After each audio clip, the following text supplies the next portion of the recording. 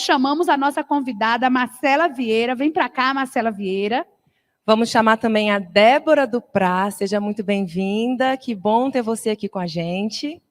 E para somar com a gente também, convidar, completar esse time de mulherada boa, vamos chamar a companheira Emma e a companheira Beta, que também vai se juntar com a gente nesse momento.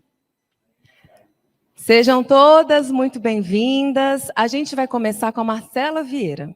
Ela é educadora popular, economista, assessora na Caritas Brasileira na Economia Popular Solidária, Rede Jubileu Sul Brasil, Articulação Brasileira da Economia de Francisco e Clara. Muito bem-vinda, Marcela, é com você. Que bom que você está aqui com a gente. Você tem 10 minutinhos para falar. Quando estiver faltando 3, eu e Mazé, a gente entra aqui para te lembrar que falta 3 minutinhos, né, Mazé? Isso mesmo, Lívia. Bem-vinda, Marcela. Obrigada, então, pelo convite. Eu quero agradecer em nome da Articulação Brasileira para a Economia de Francisco e Clara, Rede Jubileu Sul Brasil e Caritas Brasileira, de onde eu falo. Mas eu quero destacar também que eu venho da Amazônia, eu sou uma mulher manauara, das florestas e das águas, e para mim é uma alegria muito grande estar nessa roda virtual com vocês, todas as margaridas. Eu quero saudar, então, meu bom dia a todas, a todos e a todos, e fazer uma saudação especial também às minhas ancestrais que me trazem para esse lugar, pedir essa autorização para essa minha fala, a todas as margaridas, a todas as mulheres que me antecederam nesse processo de construção em prol dessa sociedade que a gente anseia, do bem viver dos povos, de todas as mulheres principalmente. Eu trago, então, a partir da carta, eu quero parabenizar todas as margaridas que se debruçaram aí nas rodas, nas cirandas, nas conversas, para construir esse documento riquíssimo, E nós, que eu também milito na economia popular solidária, a gente tem vindo de vários processos de construção, de contribuição e de diálogo em prol de outras cartas, da ANA, da Carta da Romaria da Terra e das Águas. Tivemos agora o encerramento da 6ª plenária da Economia Popular Solidária e da Economia Solidária, onde também nós vamos nos debruçar na nossa carta, moção, enfim. Então, vários campos da sociedade que se encontram nessa manifestação. Então, a carta riquíssima. E coube a mim a responsabilidade para este momento de falar do eixo 1 da carta, que versa sobre a questão do trabalho do cenário, em combate à pobreza, da promoção de geração de trabalho e melhoria de renda. E eu quero também transitar do campo, que é o campo da igreja, a Caritas Brasileira, assim como a Rede Jubileu Sul Brasil e a Economia de Francisco e Clara. Nós somos parte integrante da Conferência Nacional dos Bispos do Brasil. Então, esse tema está dialogando também nesse eixo que eu trago, e a carta também está versando transitando por esse campo que a gente tem trabalhado, que é a 6ª Semana Social Brasileira. Então, a carta traz para a gente, ressoando nas suas entrelinhas, esse cenário catastrófico que a gente está vivendo, do crescimento do desemprego. Nós somos aí 10,6 milhões de pessoas desempregadas, Nesse recorte de gênero, as mulheres sofrem mais com o desemprego. Nós temos aí essa taxa de desemprego que ironicamente, diz que fecha esse 2º trimestre de 2022 sendo menor em relação a fevereiro, mas que não reflete no cenário de fato real, porque a gente tem um crescimento da informalidade gigante no nosso país. A carta vem no momento em que nós temos um crescimento de 3 milhões de pessoas passando, vivendo na situação de segurança alimentar. Ou seja, 15,5% da nossa população hoje não sabe o que vai comer amanhã ou na sua janta, sequer no almoço.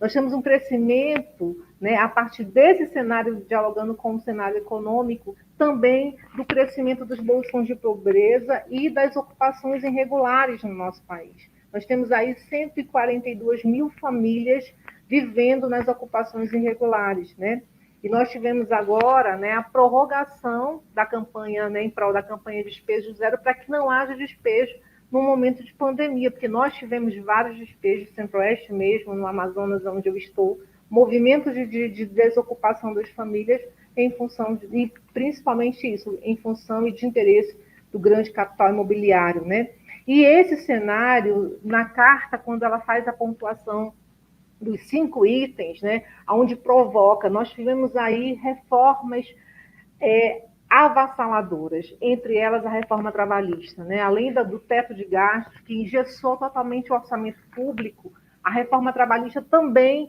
gerou grande impacto na vida dos trabalhadores e trabalhadoras. Então, a Carta Política traz para a gente esse ressoar de que nós vamos precisar não só revisar a reforma trabalhista, mas todas as reformas que foram feitas, né? Há o destaque para a reforma trabalhista, mas também para o teto de gastos, né?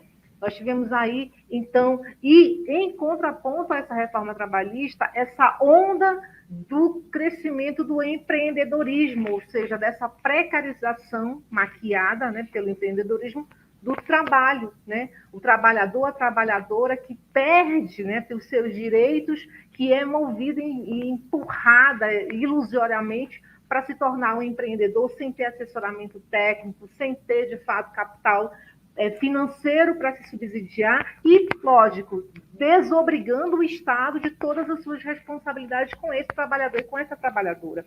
Então, a Carta traz para a gente esse ressoar, bem como também ela provoca que é preciso criar políticas públicas, né, de trabalho e de renda, com medidas que possam promover a igualdade, a promoção de direitos, né? E aí, tanto no urbano quanto no rural. E nós tivemos, nesse período de pandemia, né, e nós que atuamos no campo da economia popular solidária, o crescimento, né, de como nos atendeu na microeconomia a agricultura familiar, a agroecologia.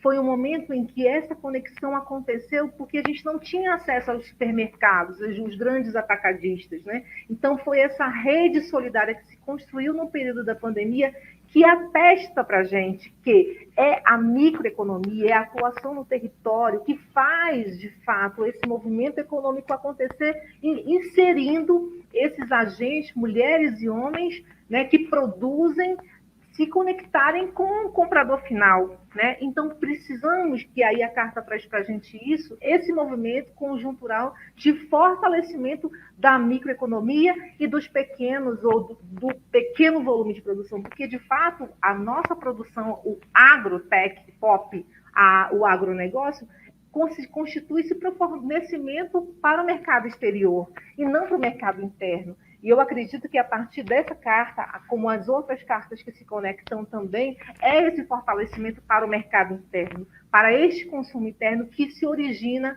do pequeno agricultor, né, da produção de menor escala, mas que vem com um alimento de qualidade, sem agrotóxico, produzido coletivamente, que gera trabalho e renda e inclusão social e acesso aos direitos, né? Então, a carta provoca esse ponto também. Um outro item é justamente um programa permanente de transferência de renda. A gente tem falado muito disso a partir também da economia de Francisco Clara, da própria economia solidária, e dentro da Sexta Semana Social Brasileira, do Eixo Trabalho, é preciso uma ação realmente do Estado. O Estado precisa assumir esse papel, né, de tornar, né, de subsidiar a população de baixa renda. E eu traria um item aqui também, que é a taxação das grandes fortunas. Nós precisamos que os ricos que ficaram mais ricos nesse período de pandemia, né, esse quantitativo seleto do capital improdutivo, que sejam taxados. Eles precisam também compor o teto de impostos que a gente paga, né? Então, além de nós termos o programa de transferência de renda, ele também pode se originar desses recursos que seriam taxar as grandes fortunas para assegurar o mínimo, né, e de reduzir esse número da insegurança alimentar também e do desemprego, né? Aí se reflete o crescimento da informalidade também. Nós temos no quarto ponto do eixo trabalho e renda esse reajuste da valorização do salário mínimo, né, de uma política de reajuste anual, dialogando também, né, nessa incidência com o produto interno bruto, ou seja, um salário mínimo que seja condizente com também o volume e valor da nossa cesta básica, porque a gente tem uma discrepância entre o que é o salário mínimo e o custo que nós temos para sobreviver com o mínimo, né, a partir da cesta básica, que a gente vê que não suporta, é um valor que não condiz. No item 4 tem na carta, priorizar, e aí quero assim, louvar a essas reflexões das Margaridas, que se conecta com a ação que a gente vem fazendo enquanto movimento de economia solidária, que de fato é priorizar a economia social e solidária com recursos e implementação de um programa de exploração de finanças solidárias. Nós precisamos ter, para esta nova conjuntura política do Brasil, um marco referencial que de fato evidencie que a economia solidária, de fato, atue não só no âmbito social, mas também no âmbito econômico, porque ela já atua. Eu digo que ela desencadeia micro-revoluções nos territórios, nos municípios, nas comunidades. A gente tem N experiências. Se eu fosse citar aqui, eu passaria o dia todo falando de experiências que a gente acompanha. Nós, enquanto Cáritas, há 41 anos, vamos fazer 42 anos em setembro, atuando no território brasileiro, fortalecendo as iniciativas populares de geração de trabalho e renda, protagonizada por mulheres, com recortes de mulheres negras, de mulheres indígenas, né? Então, essa é uma experiência que os números do IBGE e do IPE muitas vezes não conseguem contar, porque se veio dos invisíveis e os informais. Então, é importante que neste item a gente reforce e se conecte com os outros movimentos para que a gente, de fato, fortaleça esse modelo, essa estratégia de organização coletiva popular que se ressoa e se identifica na economia solidária, social e solidária, economia popular solidária, como a gente vem trabalhando ao longo desse tempo. E fecha com o item 5, né, dialogando com a economia popular solidária ainda, né, a gente teve, nesse período em que muitas micro e grandes empresas quebraram, nós tivemos muita resistência dos empreendimentos econômicos solidários, conectados em rede, realizando pequenas feiras, né, ainda com todas as medidas de segurança. Nós encerramos agora, no mês de julho, uma grande feira de economia popular solidária, economia solidária, que aconteceu em Santa Maria, prova da resistência da organização coletiva do povo, né? Então, nós temos um cenário de resistência, eu gosto de chamar também de resistência e de teimosia, por parte da organização coletiva produtiva, que é a economia solidária, né?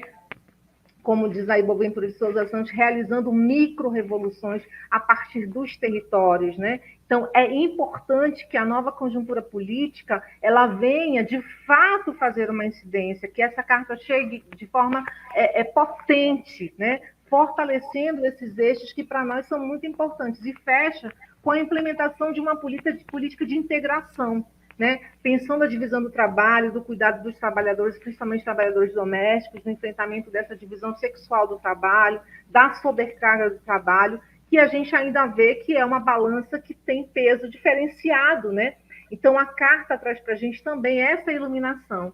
E aí eu já quero, finalizando, já vejo meninas chegando aí, que é importante que a gente, distribuição de riqueza, a erradicação da fome, a geração de postos de trabalho, e também, como eu fecho, a taxação das grandes fortunas. E concluindo, eu quero dizer que eu creio fortemente que essa transformação social, política e econômica do nosso Brasil, ela precisa estar nesse movimento forte em rede. A gente não faz transformação sozinho, então a gente precisa de outros e outros. E ela é útero e vem do feminino. Muito obrigada, viu, meninas?